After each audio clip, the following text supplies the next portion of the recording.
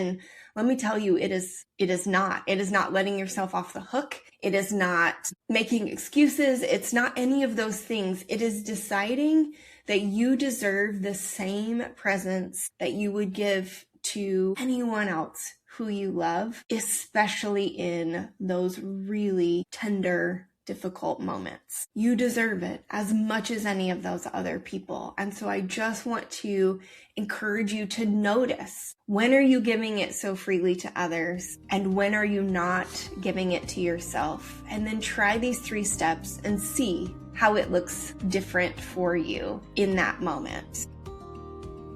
Welcome to Sensitive and Self-Assured.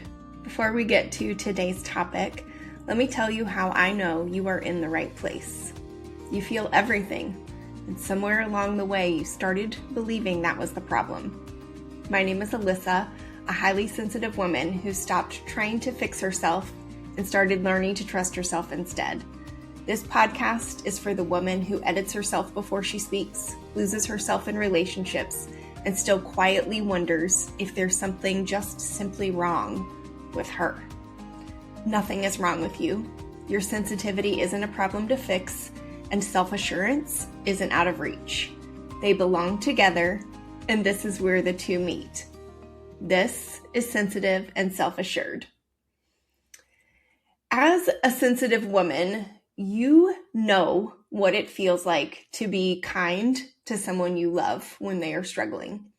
You soften for them, you make space for them, you don't pile on all of the things that they tell you that they are struggling with. You don't add to their pain, right? Like you create this very safe space for them, and you believe everything that you are saying and thinking about them in this most positive way, and their circumstances. You believe all of that is the absolute truth. You genuinely believe that. But what is interesting is when it's you, when you are the one who is struggling. Most of the time, this looks very different. And that voice that shows up, it isn't kind. And what is also so fascinating about this is that you believe those very stark opposite responses, those unkind things, those that piling it on, so to speak. You believe all of that is true for you. Whereas you believed all of these very kind things were true for the other person. And I had this experience myself just this past week, and I see it in my clients all the time.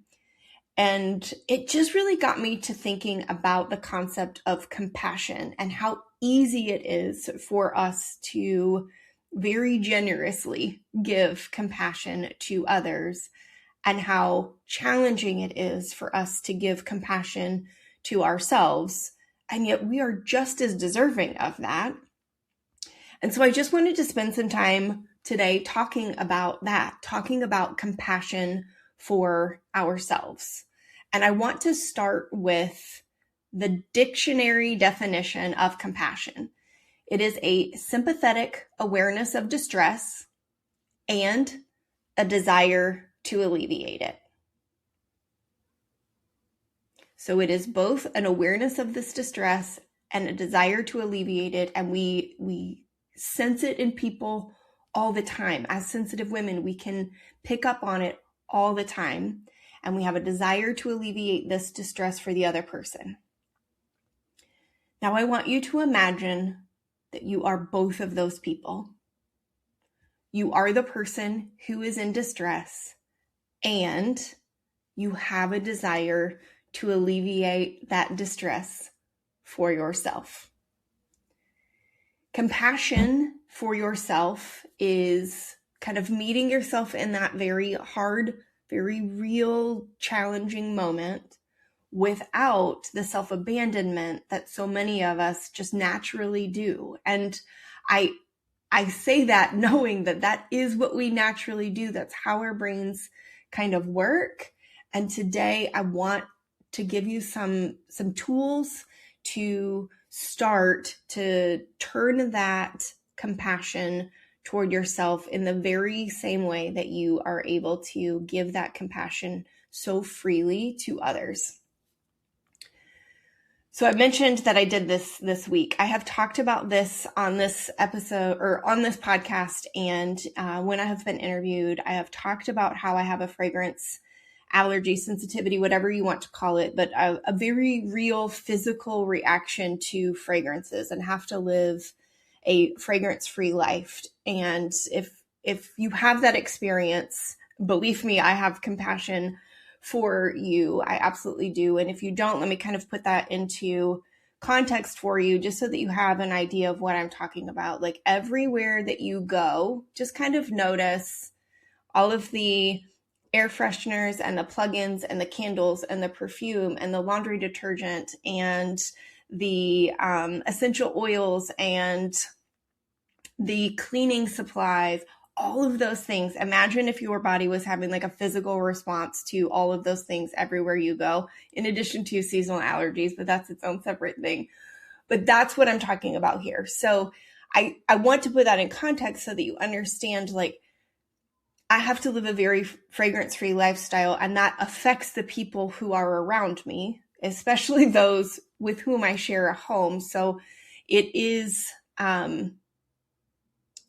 it is something that I have to manage for myself, and for those who really care about me, they try to manage it as well. And if I share a home with them, it is necessary for them to manage it as well. And it is logistically, there are some challenges that come with that, right? Like you go out into the world and all of those fragrance particles are very, very tiny, and they get on your clothes, they get in your hair, all those things, and then you bring them into your home, and there's this whole process for getting all of that out. And that's what I was going through this last week. My partner travels a lot for work, and he has been in training for several months and was staying out of state. And so he had a lot of clothes with him, and he brought all of them home. And I have been working to get all of those fragrances out of his clothes. And it's a process for sure. And I was feeling a little bit defeated from that process, but I was also feeling a lot of shame around my body having this condition. I don't know what else to call it, so I'm going to go with condition. And that shame that I was feeling for something that is completely out of my control, right? I have no control that my body responds to fragrances in this way. That shame was compounded because I was feeling the shame of how my body is. And then I was also feeling the shame of how it affects my partner and how it affects my friends and my family and all of the others who are around me. And I just started going down this spiral, which was really, really painful, and believing all of that negativity that was coming in my brain. And I believed it. And I was able to, thankfully, with the help of my coach, to kind of pause for a moment and recognize how if someone else were coming to me with this same thing, if one of my clients were coming to me with this same thing, the compassion that I would have for them, and yet I wasn't able to do it for myself. So I see this coming up, whether it's a fragrance allergy or something else. This comes up a lot with our sensitivities and just being sensitive women. There's a lot of shame that comes, and that we don't have the compassion for ourselves. And so that's why I wanted to have this conversation. I wanted to talk about what it is like to take that compassion that we have for other people and to turn it around for ourselves. Because that voice that is in there that tells you that you are a burden, or that you're not enough, or the way that you interact with other people is wrong, that voice is not you.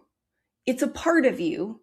And that part of you developed for a reason, most likely when you were a child, and it developed as a way to protect you. And it is not your enemy. it really does think that it is doing what is best for you. And the struggle kind of comes in when we collapse or kind of give in to them and believe them to be true, or when we like wage war on these parts of us and we get into this tug of war, what we end up doing is abandoning ourselves in the process. And that is a very, very painful thing to do. But when you have compassion for yourself and you stop treating these parts like they are a problem that needs to be eliminated and start engaging with them in a way that allows them to share why they're trying to protect you, how they think they are helping them feel heard, because they really do have valuable information for you. They're just trying to get your attention. And when you give them your attention, the volume goes down and the shame starts to dissipate. And the compassion that you give so freely to others, you are able to give to yourself. So let me rephrase that. So today I want to offer you kind of a 3-part compassion check-in tool that you can use when those parts get really, really loud. So one thing, part 1, is to name it. I'm having a really hard time right now.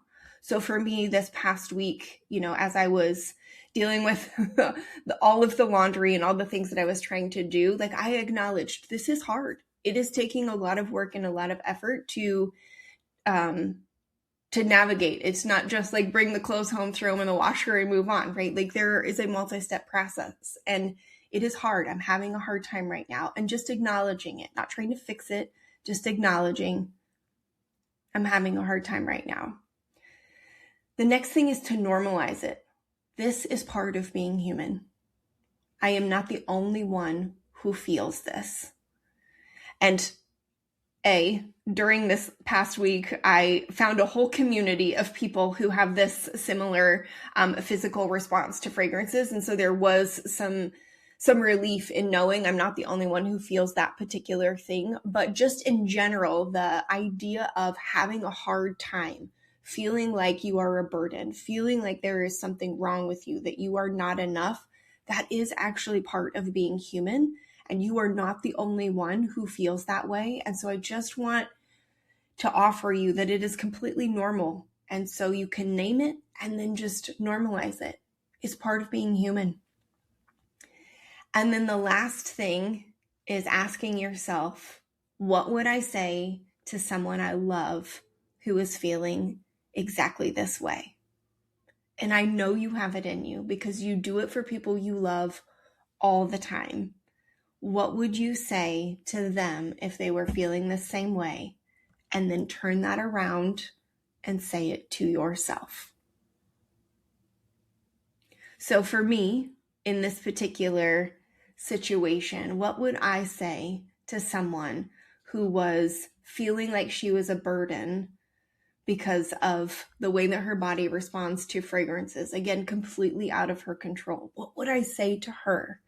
And then I turned that around and I said it to myself. And I reminded myself of how much my partner loves me and how much he understands and is willing to do the things that we need to do so that we can be together and to not have these fragrances in our home, right? Like I was able to tell myself all of the things that I would tell my very best friend if she were experiencing this same way. And that's what it looks like in practice, not just in theory. We name, I'm having a hard time right now. This is part of being human. I am not the only one who feels this way. And then what would I say to someone I love who is feeling this exact same way? And this is really important because compassion for yourself, it's not some sort of like self-indulgent behavior, or so often we view it as this negative thing that we are, I'm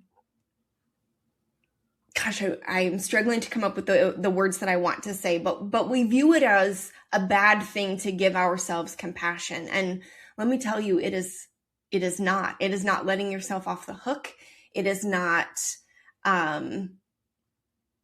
making excuses. It's not any of those things. It is deciding that you deserve the same presence that you would give to anyone else who you love, especially in those really tender, difficult moments.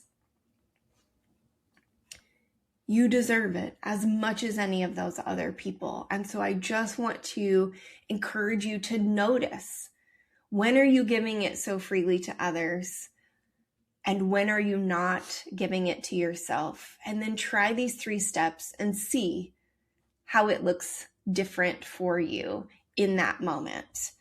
And if this episode gave you something, a word for what you have been experiencing, that internal critical chatter, a moment of recognition, if this tool is helpful for you and you notice it shifts something that you have been struggling with, I would love for you to share this episode with someone who needs to hear it. And I'm guessing as you are listening that you probably already know who that person is, because you have been the one giving them all sorts of compassion, and you see in themselves not giving compassion to themselves, because we so easily can recognize it in others. So share this episode with them. And as I am wrapping up, I just want to remind you that you were never meant to abandon yourself to get through life. You were meant to live it sensitive and self-assured. Until next time, take care.